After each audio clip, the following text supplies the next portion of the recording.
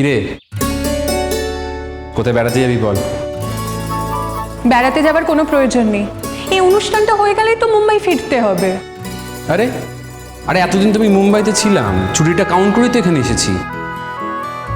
দেখ, আমার প্রজেক্টগুলো কিন্তু সেভাবে প্ল্যান করা যাতে এই সময়টা আমি ছুটি নিতে পারি। এখন কোনো রকম ফাঁকিবাজি আমি অ্যালাউ করবো না কিন্তু।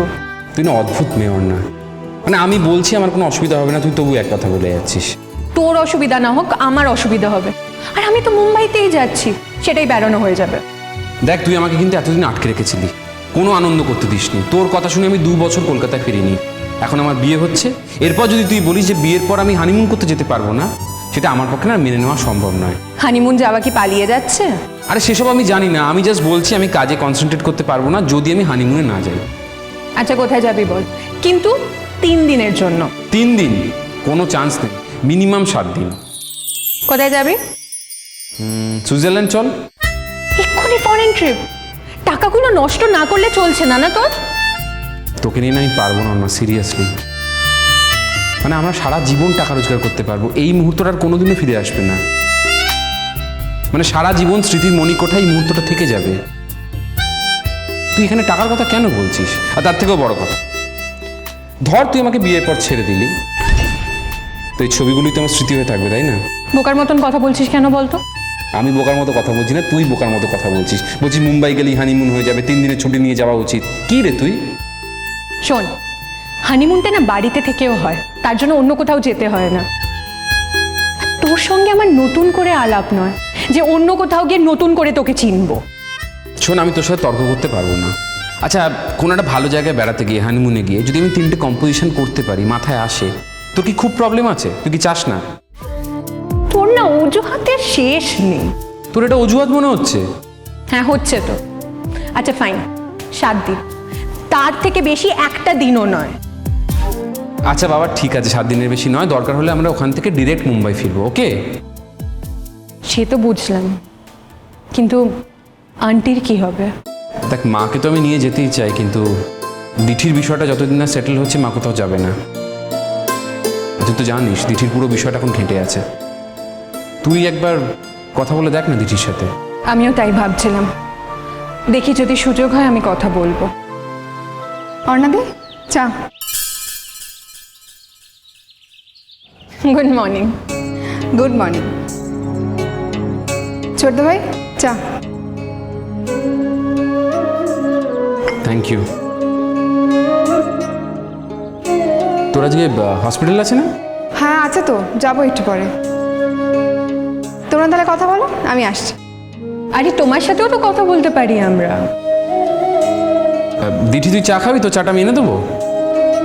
ছোটদা ভাই, তুই বোধহয় সব কিছু ভুলে যাচ্ছিস। আমি চা খাই না, ফরে চেঞ্জ তো খেতেও পারিস। না? ঠিক আছে, আমি এমনি আছি। তা তুমি কি ভাবছো দিঠি, বাইরে যাচ্ছ? না, এখনো কিছু ঠিক করিনি, এই মুহূর্তে যাচ্ছি না। তোমার এখন কতগুলো জায়গায় চেম্বার চলছে? ওই তো একটা হসপিটালে আছি, বিকেলবেলা আমি ক্লিনিকে বসি, আর শনিবার দিনটা আমার ছুটি, ওদিন আমি কাজ করি না। আর রবিবার দিন ওই মাধবপুরে যাই। ও, দিঠি পাগলামো করবে না বলে তুই বিয়ে করতে চাইছিস? হ্যাঁ, সেটাও একটা কারণ। কি জানি, এখন না তোমাকে বুঝে উঠতে পারি না। আমার আমার ছোটুকে কেমন দুর্বোধ্য লাগে। শোনো, চলো এখান থেকে যাই, এখানে কথা বলে কোনো লাভ হবে না, চলো। কি লাভের আশায় তুমি কথা বলতে এসেছিলে বাবা? লাভ?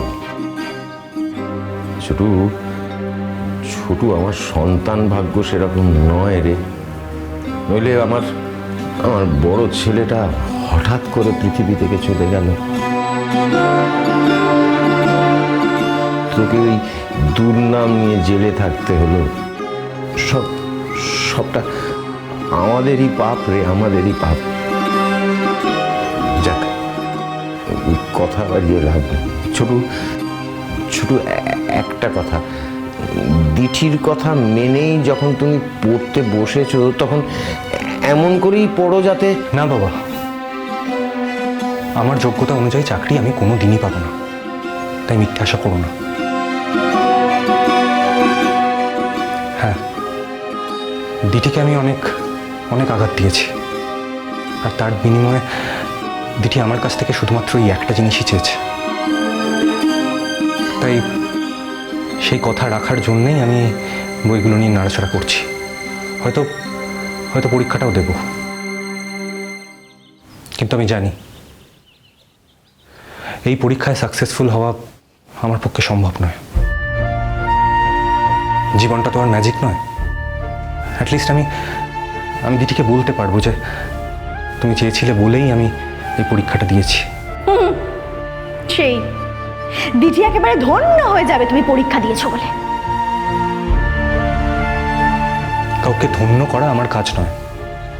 কাউকে ধন্য করতে চাইনি বলেই, নিজের মাপটা বুঝতে পেরেছি বলেই আমি আলাদাভাবে সরে এসেছি।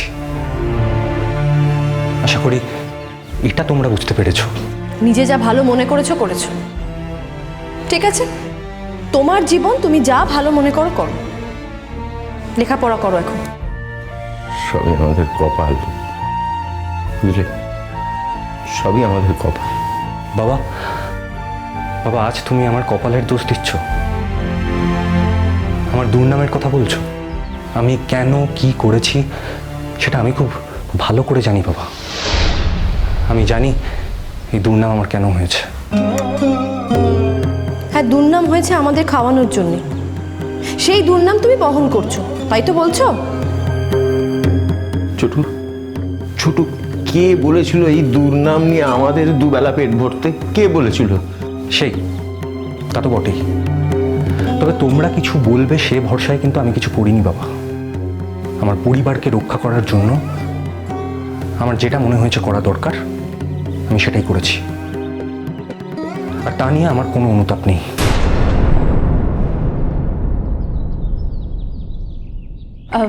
তুমি কি ওটা কন্টিনিউ করবে? হ্যাঁ, কেন? না, ভালো তো, একটা সোশ্যাল সার্ভিস দেওয়া দরকার। না, ঠিক সোশ্যাল সার্ভিস নয়, মানে যারা সম্পন্ন তারা আমাকে টাকা দিয়েই দেখান, যারা গরিব মানুষ তাদের কাছ থেকে আমি টাকাটা নিই না। দিঠি, কলকাতার আশেপাশেও কিন্তু এরকম অনেক জায়গা আছে। অনেক জায়গা আছে, কিন্তু ওই জায়গাটা আমার জন্য ঠিক। আমি এতদিন ধরে যাচ্ছি তো একটা সম্পর্ক তৈরি হয়ে গেছে। সবই তো বুঝলাম, তা বিয়েটা কবে করছো? সবাইকে বিয়ে করতে হবে তার কি মানে আছে অর্ণাদি? বিয়ে করবে নাই বা কেন? এক একজনের ভাবনা এক এক রকম। আমি মনে করি না যে বিয়ে না করলে জীবনটাই বৃথা হয়ে যায়। সে কথা বলিনি আমি, এটাও তো পার্ট অফ লাইফ।